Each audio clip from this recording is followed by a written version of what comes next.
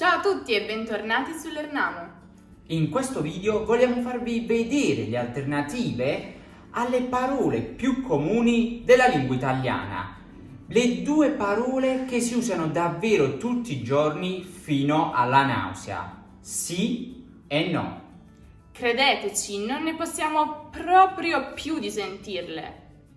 Siamo sicuri che anche voi le usate spessissimo, ma con il video di oggi vi insegneremo le alternative che vi permetteranno finalmente di non usare più queste due paroline e iniziare a parlare con disinvoltura e naturalezza. Siete pronti?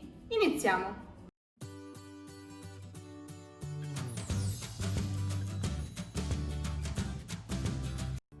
Partiamo subito con sì. Questa è sicuramente una delle parole italiane più utilizzate, probabilmente la primissima che tutti imparano. Però allo stesso tempo è anche vero che si usa troppo spesso e quindi c'è un reale rischio di risultare un po' banali e ripetitivi. Ed effettivamente questo capita a molti, ma dovete sapere che per fortuna le alternative alla parolina sì sono tantissime. Ad esempio, potreste dire certo oppure certamente. Quest'ultima è la versione un po' più formale e meno usata. Hai fatto i compiti di italiano? Certo, Ha completato il lavoro che le avevo chiesto di svolgere? certamente. Potremmo anche dire assolutamente sì. Credi che gli esercizi di grammatica siano utili? Assolutamente sì. Fate attenzione però, la parola assolutamente da sola può significare sia sì sia no. Solo il contesto può aiutarci a capire con quale significato la si sta usando. Solitamente, come risposta a una domanda con valore affermativo, significa sì. Come risposta a una domanda con valore negativo, significa no. Per esempio, Sei d'accordo con me, vero? assolutamente. Non andrai alla festa di Marco? Assolutamente. Ehi, ma sapete che giorno è oggi? È il 21 settembre 2020. Sapete cosa si celebra il 21 settembre? L'European Languages Day.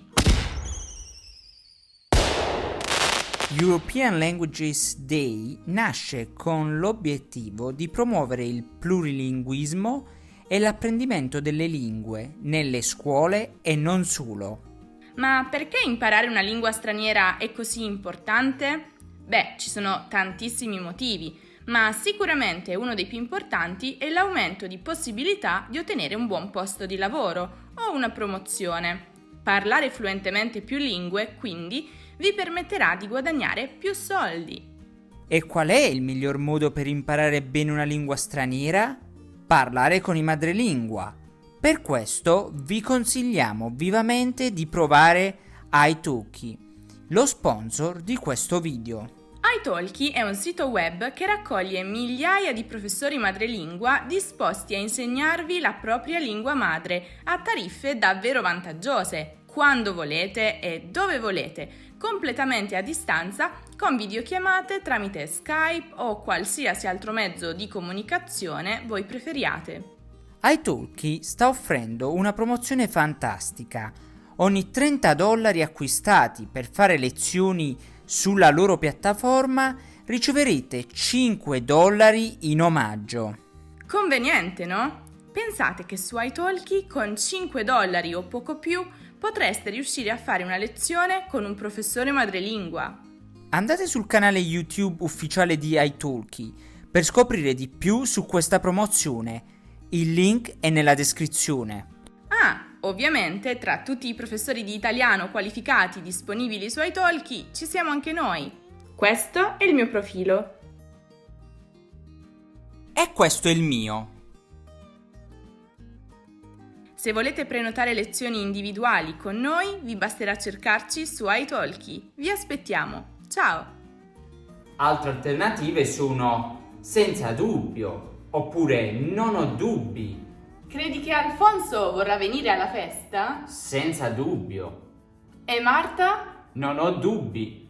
Oppure possiamo usare Sicuramente. Credi che la prof ci interrogherà oggi? Sicuramente. Un altro modo per dire sì è per forza. Vuoi una mano a trasportare quegli scatoloni? Per forza. L'ultima alternativa che vi proponiamo è ovvio oppure ovviamente, che è leggermente più formale. Ad esempio, Sei andato alla festa di Chiara ieri sera? ovvio, Ti è piaciuta? ovviamente. Bene, queste erano tutte le alternative alla parolina sì, ma adesso passiamo a no. Questa parola è anche spesso usata dagli italiani, direi fin troppo usata. Ma non vi preoccupate perché anche in questo caso abbiamo tantissime alternative per evitare di essere ripetitivi e banali. Per esempio, Possiamo dire non credo o non penso. Angela ti chiamerà oggi Non credo, e mio padre ti aiuterà. non penso. Oppure potremmo anche dire ne dubito. Credi di aver passato l'esame? Ne dubito.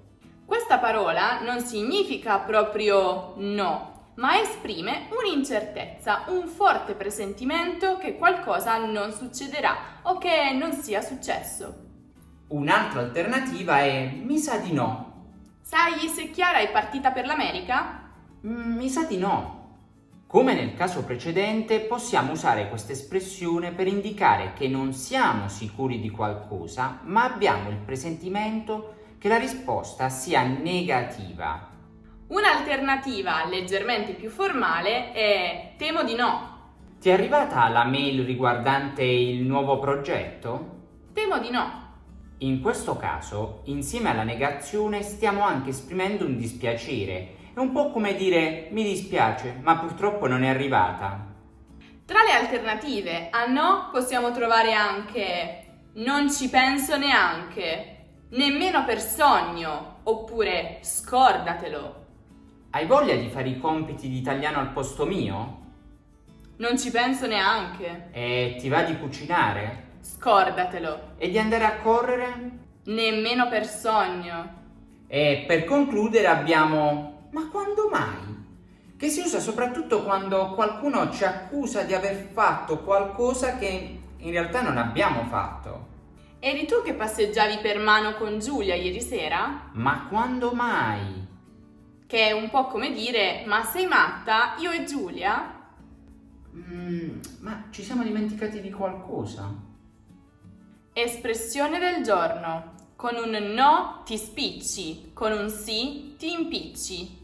Questa espressione è usata per suggerire che è sempre meglio dire di no e quindi rifiutarsi di fare qualcosa piuttosto che dire di sì e accettare di fare qualcosa. Questo perché con un no eviti ogni eventuale rogna e problema, invece dicendo di sì rischi di ritrovarti incasinato. Elisa mi ha chiesto di darle un passaggio con la macchina fino all'aeroporto per andare a prendere il suo amante, che è appena tornato da una vacanza. Non so che fare. Ricorda sempre che con un no ti spicci, con un sì ti impicci. Hai proprio ragione.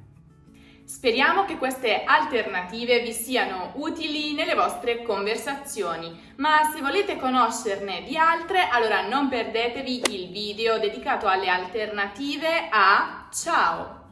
Il link, come sempre, lo trovate su nella card o giù nella descrizione. Siamo sicuri che un italiano madrelingua che vi sentirà utilizzare queste alternative rimarrà stupito dalla vostra bravura. Se invece volete approfondire e studiare un pochino meglio la grammatica o anche il vocabolario della lingua italiana, allora dovete assolutamente passare dal nostro sito www.lernamo.com, dove ci sono centinaia di video lezioni di italiano completamente gratuite. Se poi volete completamente immergervi nell'italiano, allora non dimenticate di seguire Lernamo anche su Twitter, su Facebook e su Instagram. Vi basterà cercare Lernamo. A presto! Ciao!